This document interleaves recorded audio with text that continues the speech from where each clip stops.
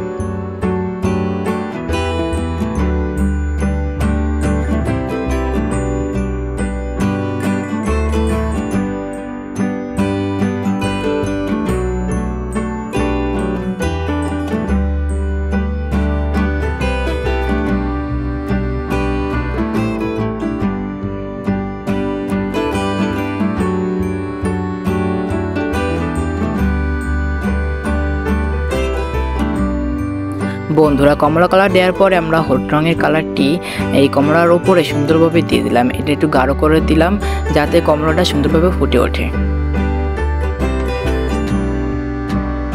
এবার আমি লাল যে রঙটি সেই রঙটি যে এই দাগের উপরে সুন্দর করে দিয়ে দিলাম যাতে গাঢ় করে এখানে বোঝা, যেহেতু এখানে একটু ভাঁজ ভাঁজ থাকবে। এরপরে ছোটো ছোটো বিন্দু দিয়ে দিলাম। এখানে দেখবে কমলার উপরে ছোটো ছোটো বিন্দু থাকে, এইগুলো যেভাবে দিয়ে দিলাম যাতে এটা রিয়েল মনে হয় কমলাটা। এবার একেবারে সবুজ যে গাঢ়টা আছে সেই রঙটি আমি যে ডানটিতে দিয়ে দিলাম। এরপরে যে পাতার এখান দিয়ে দিয়ে দিলাম। দেওয়ার পরে পাতার নিচ দিয়ে আমি সুন্দর করে গাঢ় হালকা আস্তে আস্তে করে গাঢ় করবো। এভাবে নিচ দেওয়ার পরে আমি এই রঙটি আস্তে করে উপরের দিকে চলে যাব, বড় ঠিক একই নেমে দেবো। তো এরপরে যে সবুজ রঙটি যে কলা পাতা কালার যেটা, সেটা আমি সম্পূর্ণভাবে যে বোটা ওখানে দেওয়ার পরে সম্পূর্ণভাবে পাতার উপরে গাঢ় করে দেবো যাতে আমার পাতাটি অনেক সুন্দর লাগে দেখতে। তোমরা দেখতে পারছো এক সাইড গাঢ় হচ্ছে, এক সাইড আবার লাইট দেখাচ্ছে যাতে এখানে আলোটা বোঝানো যায়, এই জন্য এইভাবে পাতা রং করবে। এবার লাল কালারটি নিয়ে এই কমলার পাশ দিয়ে সুন্দর করে আমরা বর্ডার করে দেবো। এখানে অনেকে কালার পেন ব্যবহার করেন যেরকম মার্কার, তো ওগুলো না ইউজ করে এই লাল পেন দিয়ে এখানে দিয়ে দেবে, বর্ডার করে দেবে। এরপর যে ব্লু কালারটি আছে সেটা নিয়ে আমি পাতার উপরে এটা গাঢ় করে দেবো, দেখতে পারছো। তো এখানে কালো কালারটা ইউজ করা যাবে না, কারণ কি ওটা দেখালে অন্যরকম দেখাবে। তো কালো না ইউজ করে আমরা এই ব্লু কালার ইউজ করবো। বন্ধুরা, যেহেতু আমি অনেকদিন পরে ভয়েস দিচ্ছি, আমার ভয়েসে অনেক বাধা যাচ্ছে। যদি আমার ভয়েসে কোনো ভুল ভ্রান্তি থাকে তাহলে আমাকে ক্ষমা দৃষ্টি দেখবেন, এবং আমার ভিডিওটি যদি ভালো লাগে অবশ্যই লাইক কমেন্ট শেয়ার করবেন। তো বন্ধুরা, আজকে এই পর্যন্ত, ফিরে দেখা হবে অন্য একটি ভিডিওতে। তো আসসালামু আলাইকুম।